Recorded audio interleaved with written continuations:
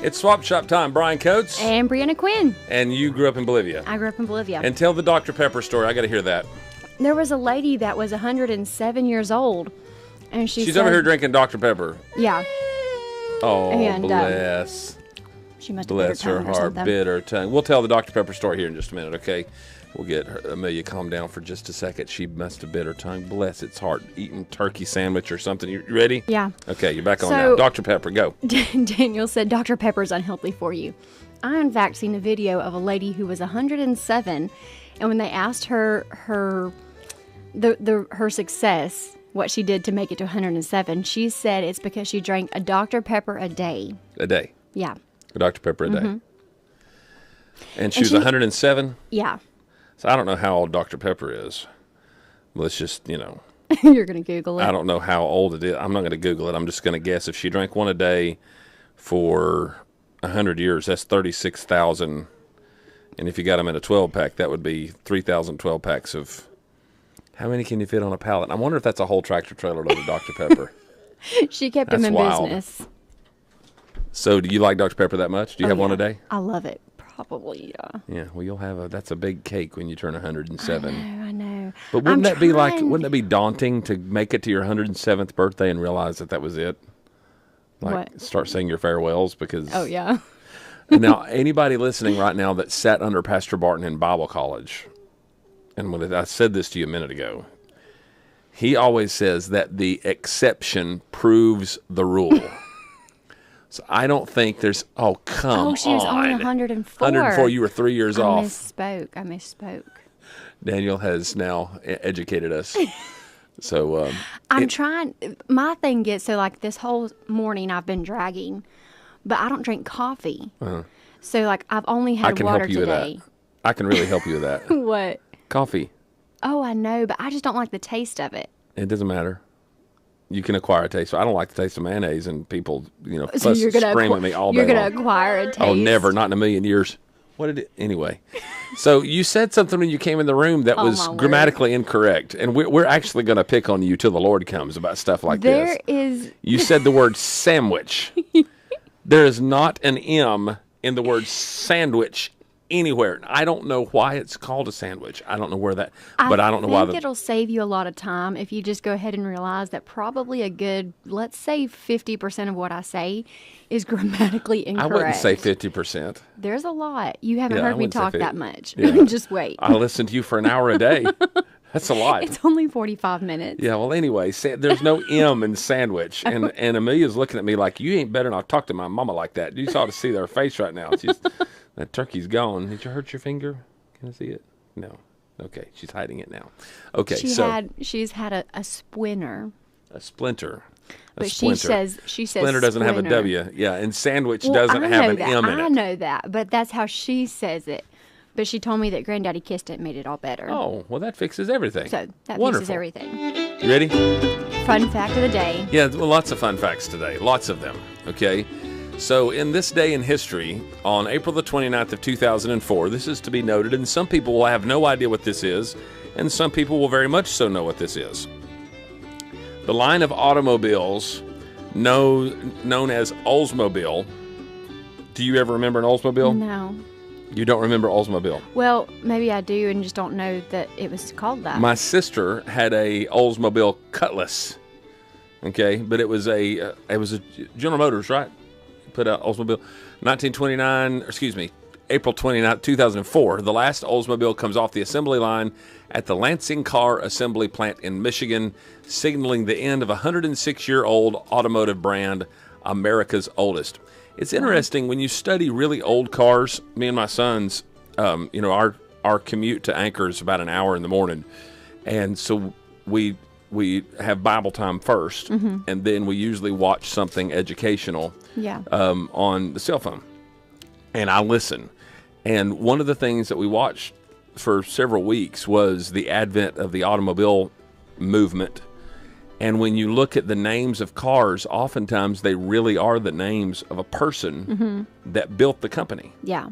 It's amazing, like Henry Ford. Yeah, you got it. Yeah. Tesla is not named after Elon Musk, although he's the owner. It was named after Nikola Tesla, who was one of the most brilliant inventors in the history of the world. Someone texted in and said, I can't see my text line up here. This is a disaster. Okay, one text line. Okay, it said, when I'm with Breanna, when Brother Brian acquires a taste for mayonnaise, I'll acquire a taste for coffee. Come on now. You are in Honduras. I know there's good coffee down there. The best coffee I ever had was in Bolivia. Yeah, they do have good coffee, I've heard. You've heard. Okay. You jumped to conclusions. I just about enjoyed hacking that one. Okay, one texter said, this is from 1817, the Oldsmobile, we used to have one or two. Okay. So what is an Oldsmobile? It's a car. Well, I gathered that, Brian, it's kind of like what does it look like? It comes in the family of a Pontiac or a GM car or a Chevrolet. It's a lower grade of a Cadillac. An Oldsmobile would be similar to, help me, Daniel. It would just be a sedan, like a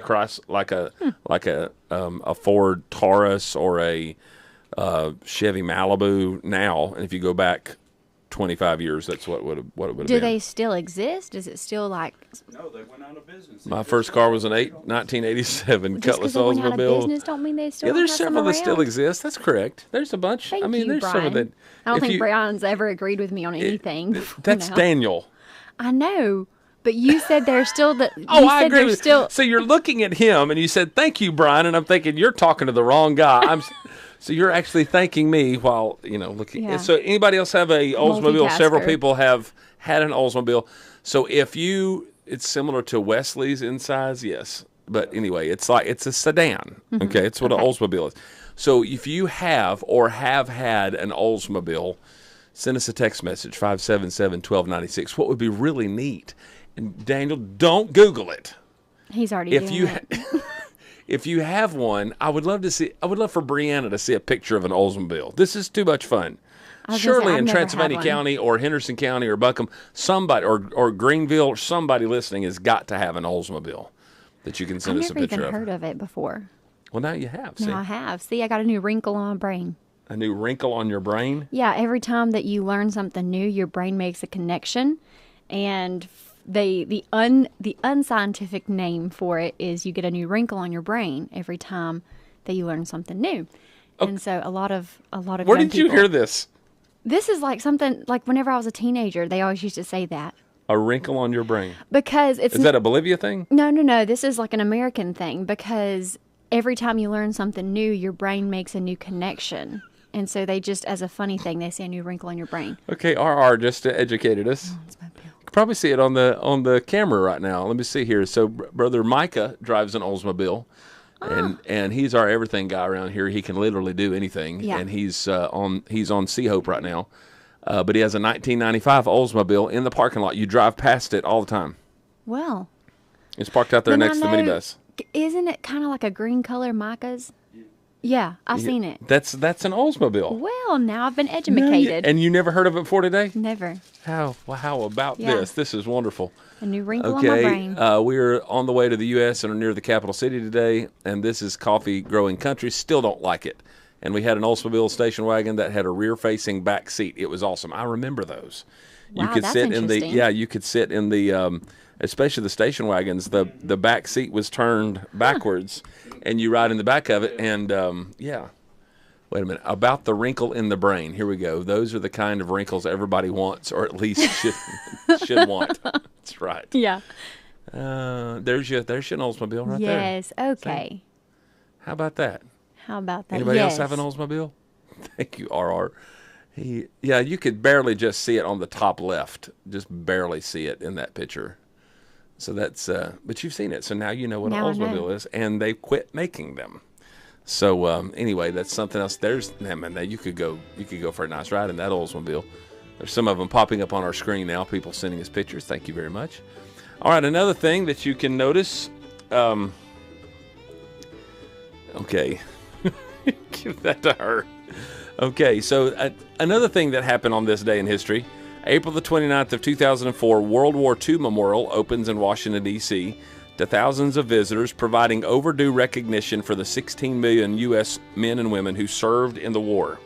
And so that opened up on this day in April 29th of 2004. This is an amazing story that I read today. This is amazing. This happened in Arizona. Are you ready? Yes, I'm ready. This happened in Arizona. You ever been to Arizona? No. Yeah, the Phoenix Sunport is what they call their airport. The Phoenix Sunport Wait, is I have beautiful. been there, I think. Is beautiful to fly into. Okay, somebody said, where is that World War II memorial? That's in Washington, D.C., near the pool. Yeah. Near the I've main been there. pool in Washington, D.C. It's a great place. Okay. All right, let's keep going here. We got several text messages. Okay, we're caught up now. Okay, so in Arizona. Arizona. Ready? It's in the town of Lake Havasu. Lake Havasu City, Arizona. A speedboat went airborne and did a complete backward flip while racing at about 200 miles an hour before crashing into the lake. 200 miles an hour. Get a hold of this. The two racers inside the boat's cabin survived the event. Wow. It saw their boat go 30 feet in the air, but they had harnesses and helmets and were just a little banged up, according to the social media post. And so they end up flipping it completely. And it was going 200 miles an hour, and it went 30 feet in the air. How about that? Would you survive something like that? I'm pretty sure I've seen the video of this. Did you? It recently happened. Yes, recently. Yeah. I was reading what Daniel was saying about the wrinkle in your brain thing, and I was thinking about that. But I'm pretty sure I've seen the video of Saw it. that? Yeah, How it about was that? crazy. Wonderful. And then this is one of my favorite stories, one of my favoriteest stories of all time. Are you ready? This is fantastic. Here we go. A 27-year-old Chinese student, okay? A 27-year-old Chinese student, they've not identified his name, they've just identified him as a 27-year-old Chinese student, developed altitude sickness twice after climbing this mountain. It's called Japan's Mount Fuji. Okay, it was like 10,000 feet. But get a hold of this. This is Mount Fuji Nomiya Trail was the name of the trail. And it's off-season there. And so officials urge people to be aware of incredibly harsh conditions. So don't do it right now. This is not the time of year to climb this mountain. So this 27-year-old goes and climbs the mountain. Mm-hmm. And he had to be rescued off the mountain because it was incredibly harsh and difficult. And so the rescuers came and got him. Did he ever make it to the top or just like midway? I don't know. They had to come and get him. But here's the catch. 4 days later, they received another call from the same student who had not been named, returned to look for his phone and other belongings that he left behind. So he went up the mountain, got altitude sickness at 10,000 feet, could not finish the climb, could not get back down, called the officials. They came and got him. He left some of his stuff there. So 4 days later, he decided he was going to go back and get it. 4 days. Yeah. How about that? Would you do that? Of course, you partially grew up in a place that was higher than I was that. going to say, I lived at like 14,000 something feet. Yeah. So were you in the Altiplano? Did y'all live in the Altiplano or did y'all live in La Paz? So we lived in La Paz, but our house, we sat right up on the mountains. Mm-hmm. And yeah, we were at 14,000 feet. So. Yeah, that's what's way up there. Yeah. So anyway, that's our fun facts for the day. And there is a lot going on, and we want to remind you once again about our book that we're collecting, gathering information on, and we'd love to get your information about Helene. We've had a lot of people send us their stories, their pictures, their videos about Hurricane Helene, and we want you to do the same thing. And again, that's Helene at anchorbaptist.org. Helene at anchorbaptist.org. We've even gotten letters in the mail. Somebody typed it up. Have we got letters in yeah, there? Yeah. Well, one letter. Not Look here. letters, but it was one. Now that right there is an Oldsmobile. That looks like Batman or something. That is a beautiful Oldsmobile Is that Okay, Samuel's? so this is from South Carolina, 7635. Oh, is this? Oh, I know who that is. That's Shabdu. Yes. Okay, brother, can you send me the specs on that? What is this one? So this is we might post this on our Facebook page. This Wait, is a he beautiful. owns that? Yeah, it says my dad's Oldsmobile. So that's Samuel's dad's Oldsmobile. So anyway, if you know the specs on that, send it to us. And it's a beautiful car right there. That's really cool. So let's do roll call here. We're looking at the map. Thank you for so many people listening around the world. We're honored to have you online with us today. And thank you so much for listening or watching the ABN app.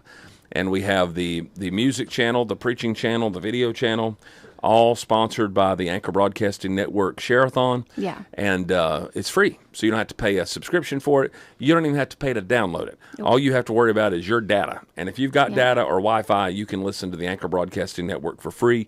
You can listen just as clear or more clearly than it is in my own headphones. Yeah. From the comfort of your vehicle or your living room anywhere in the world. A jet airplane, if you buy a 5-minute subscription to one of the airplane Wi-Fi zones, you can watch from anywhere in the world. Yeah. And so that is the Anchor Broadcasting Network app, ABN, in your app store.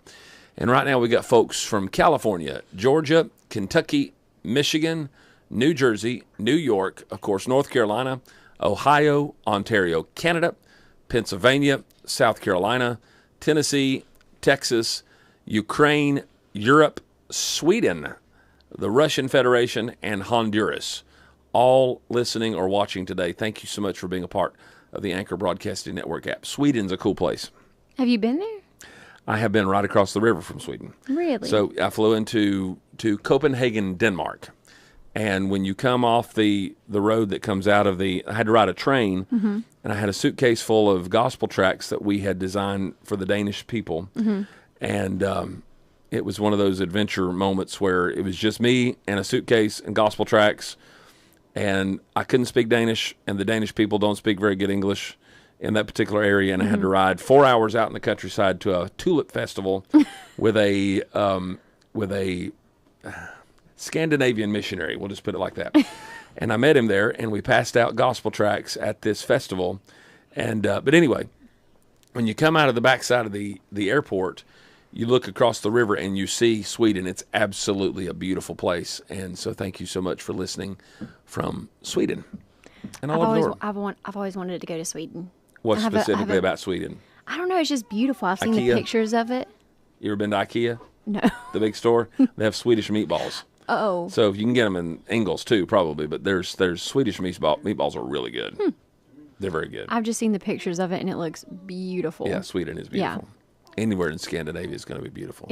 I've got a list of all the places I want to go visit. What's that list? This is fascinating. Go for it. So I've want to cross off. I want to go to. Okay, I've been to almost every South American country, and I've been to Chile, but I want to go to Easter Island. What is that? You know, like where those big heads are at? Oh, yeah. And their bodies are buried underneath. So that's Easter Island, and it's off of Chile. It's off the coast of Chile. I've always wanted to go there. That's on my bucket list. I want to go to Canada. That's on my bucket list. Why do you want to go to Canada? Just because it's right there. I'm going to tell you where you go to Canada. Where? You need to go to Prince Edward Island. Prince Edward Island. That is where Anne of Green Gables came from. Oh, yeah, that's right. So if you go up to, used to be, Brother Chester Ammons is in heaven now, but his family still lives in Holton, Maine. So if you go to where Brother Todd Bell's at, and you get on I-95, and you drive due north, and then it turns east and comes the end of the terminus, the end of I-95, is at the Canadian border in Holton, Maine. And so you can drive there, you can show your credentials, your identification, and then get on the Canadian Highway 2 and go all the way out to go through New Brunswick, Nova Scotia, and then you'll come to this big bridge. It's a massive bridge. It's an enormous bridge, but it's the prettiest bridge on planet Earth. You get on this bridge and go across the water, and it takes you out to Prince Edward Island. We were preaching up there years ago, and my wife and my two oldest, we went and listened to VeggieTales the whole way. That was a long trip. VeggieTales the whole way. But you get out there, and the interesting thing about that bridge is that you don't have to pay at the time. You may now have to, but at the time you don't have to pay to cross it to go over into Prince Edward Island, but you have to pay to get back. Get out, yeah. So they figured out how to do that. Yeah. So you have to pay, period. So it's a really cool place. I've always wanted to go to Turkey, too. They have like a big air balloon festival over there, and I've always wanted to do that. Really? But I don't think I'll ever get to. Why? Because my husband says no. Oh, that's a good reason. Yeah. But that's where Noah's Ark at. He, Did you know that? I've heard that. Noah's I've heard Ark's in rumors Turkey, of that. yeah. He was over there That's a conspiracy. in a conspiracy theory. Give me a theme song. Oh, you tell your story. He was when he was in the military. He was over there and was not treated so greatly, and so he said Really? that we're never going back. Yeah. In Turkey, wasn't So- treated so greatly. No. How about that? So he said we can't go back. Okay, never going. I'm the same way about a certain McDonald's down in South Carolina. I'll never go back there either. I was not treated very well, but that's completely different than the military. But here, you ready? Yeah. It was a dark and stormy night. Actually, it wasn't. It was for 40 days and 40 nights. Yeah. And then shortly thereafter, things started improving, and Noah and his family landed safely on Mount Ararat in the beautiful nation of Turkey, modern-day Turkey. If you go there today and visit the site where some say Noah's Ark has been resting now for 4,400 years, you can find the exact dimensions that were described, built out of gopher wood in the Old Testament. However, the wood is now in a different condition because years of weathering, thousands of years of weathering, and thousands of years of just sitting there on top of that mountain has made it into some sort of a very old, just kind of a hillside. But they're trying to figure out, I'm done with the music now.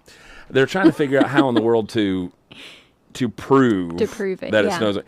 It's the weird thing about apologetics. There's a lot of people that want, and me and my sons, we watch creation debates all the time.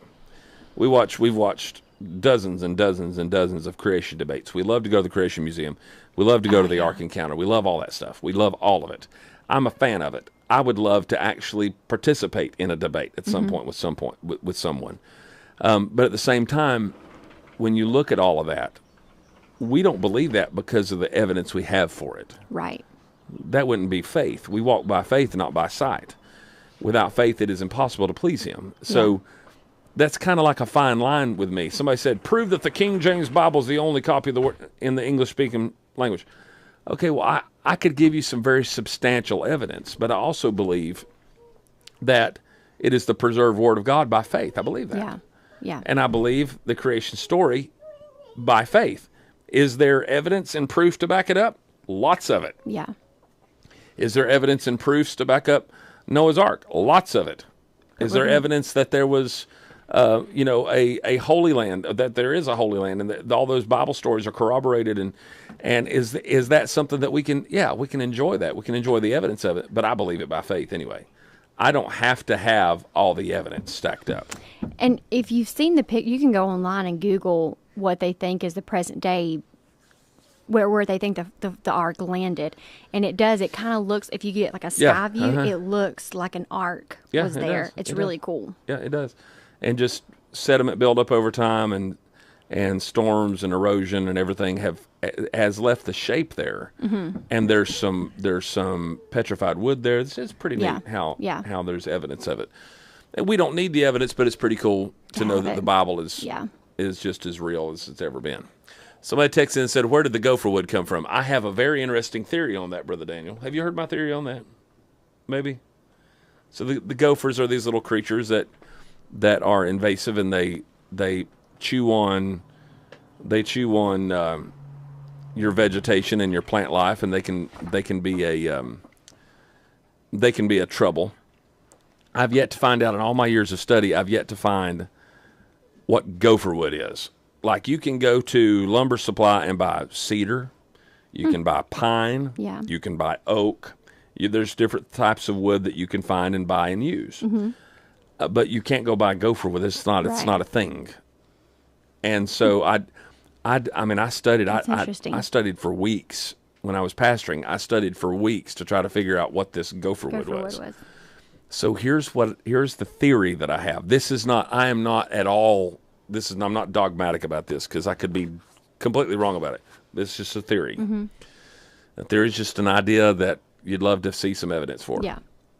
I think gopher wood means that God instructed these four men, Moses and his sons, who were probably a lot bigger than we are, because back then they lived for hundreds and hundreds and hundreds of years. Right.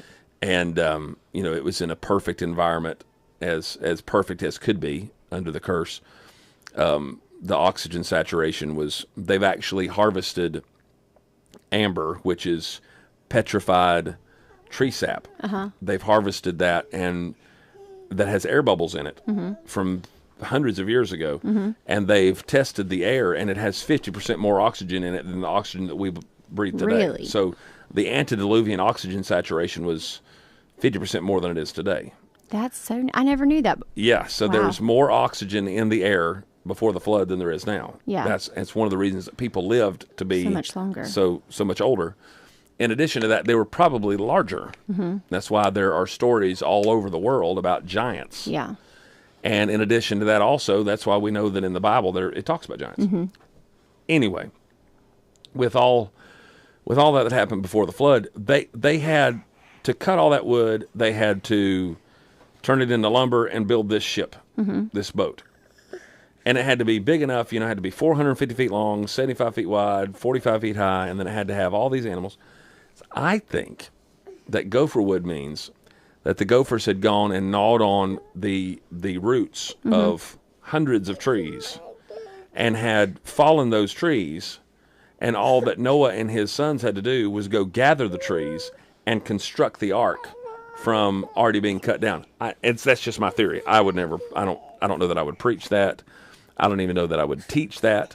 But it's just an interesting theory that I have, that gopher wood means that They actually God, went and that God had the animals take down the trees before Noah had to go and gather them. That's just my theory That's that I an have. So interesting theory. it's worth about a nickel. But anyway.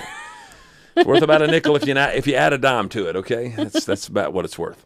Okay, so where are we at? I've got my list here. So we're talking a little bit today about the Helene book and how that we still want your input. And you may think that, hey, my story. story's not important. Yeah. It is. We want to hear it. Yeah. And we want to preserve it Yeah. for the next generation. So that's an option that we have for you as well. All right, let's go ahead and get into our swap shop items. And it's been a good day. It's been a busy day. There's been a lot going on. Let me tell you this. This is some good news. Sometimes you just want to hear good news. Well, today, Anchor Baptist Missions America and the Disaster Relief Ministry here was able to give a vehicle to a mom with an 8-year-old daughter. Oh, wow. And so this particular mom, she lives nearby, and her daughter is suffering from seizures, and they can't figure out what's going on. So they lost a lot of their livelihood in the flood, and the seizures started coming up, and it's a single mom. She's a single mom, and her daughter's just suffering from these seizures. So they found a specialist in Charlotte that's trying to diagnose and treat the symptoms and hopefully eventually the cause and give them some help. But they had no vehicle, so they were renting a car every time they had to go to Charlotte. They'd go to Charlotte and stay for a few days and turn around and come back. And they're renting a car every time. Well, we've had campers and cars donated for hurricane victims, and we had one that was given to us by a member of Mount Sinai Baptist Church in Pickens. One of their church members donated a beautiful Mercury Grand Marquis. And so two of our team members went down and picked it up, brought it back. SUVs or larger cars, we Yeah. can put those to use. Yeah. And then if you have a For camper families. where that's in good working order, we can put that to use as well. All right. Yeah. Okay, so I got my Go for it. list. All right. We have 4 wheels and tires, half tread remaining. It fits a 6-lug Ford F-150, size 305/45/22. They're asking $400 or best offer. Aluminum truck box also for sale at 63 inches long. It fits a Toyota Tacoma. They're asking $175 for that. Call 828-553-5581 for more information. roofing materials, 1 box of button nails, 1 roll of quick stick ice shield, 1 box ridge vent, 30 plus pieces of edging, 1 used condition skylight. They are asking $1,500 for all. Text or call, please leave a message, 828-550-5693, 550-5693. There's a variety of fishing poles and reels for sale. Call 828-575-8085 for more information and pricing. For rent, 2-bedroom, 1.5-bath mobile home on a private lot in Mills River, $1,100 per month plus security deposit. References are required, 606-9411, 828-606-9411. Going out of business, they have grooming items for sale, some of which include a large grooming tub, all grooming supplies, also some large cages. They also have an open sign, an oval neon open sign. If you would like more information, call 828-577-1744. 42-inch zero-turn Toro lawnmower with bags, $2,000 or best offer, 760-221-0254, 760-221-0254. A John Deere riding mower, 48-inch deck. It needs repair. It includes the lawn, car, and the push mower. They're asking $425 for that. Call 828-877-3099 for more information. Large number of clean white pillar candles, only used 1 to 2 times. Sizes ranges from 2.5 to 3.5 inches in diameter. Most are 3 to 5 inches tall. 553-0164. 553-0164. And speaking of campers, we've got 2 here for sale. A 1984 Shasta 21-foot camper. It's exactly like new, garage kept and unused. Must see to believe. It's a collectible antique. And then they've also got a 2021 Jayco 24-foot camper. Front queen, rear bath, sleeps 5 with a slide out. They've also got an outdoor kitchen with it. Kept under a shed since new, and it's like new. Both of these campers can be reached at 828-734-9133, 828-734-9133. And that'll do it for our swap shop items today. That's it. And it's supposed to get up mid-70s, upper 70s today, not bad. Yeah. And maybe around 80 tomorrow. I was going to say tomorrow's low 80s. Yeah. If it's still the same. It's going to be nice. So Yeah. have a great day. See you tomorrow. See you tomorrow.